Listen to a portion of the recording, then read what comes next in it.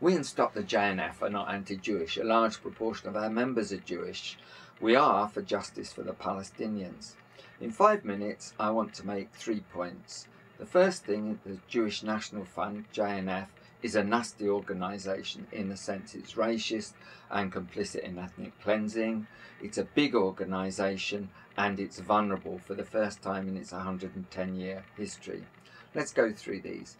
If we look at its mission statement, the Jewish National Fund states, the Jewish National Fund is caretaker of the land of Israel on behalf of its owners, Jewish people everywhere.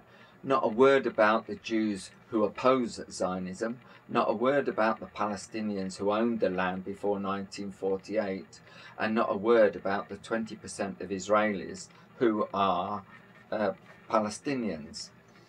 When its racism was challenged in an Israeli court in 2004, this is what the JNF said. The loyalty of the JNF is given to the Jewish people and only to them is the JNF obligated. The JNF as owner does not have a duty to practice equality.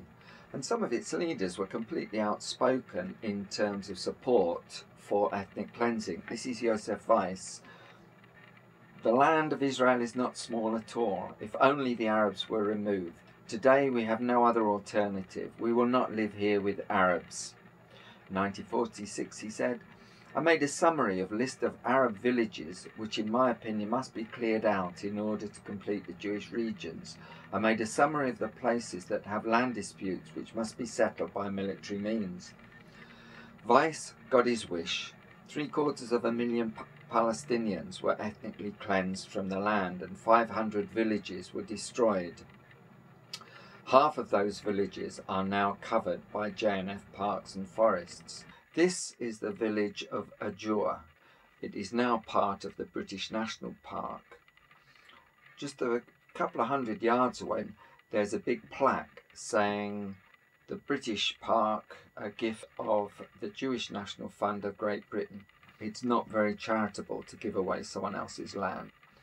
The process continued. There was another war in 1968 and Israel took over East Jerusalem and chunks of the West Bank. This is the village of Imwaz, before it was ethnically cleansed, after, and how it is today. It is part of the Jewish National Fund, Canada Park. And the process is continued to present times. There are 90,000 Palestinians that live in unrecognized villages in the Negev. To live in an unrecognized village means that you don't get state-supplied services, water, electric, sewage, health, education, transport.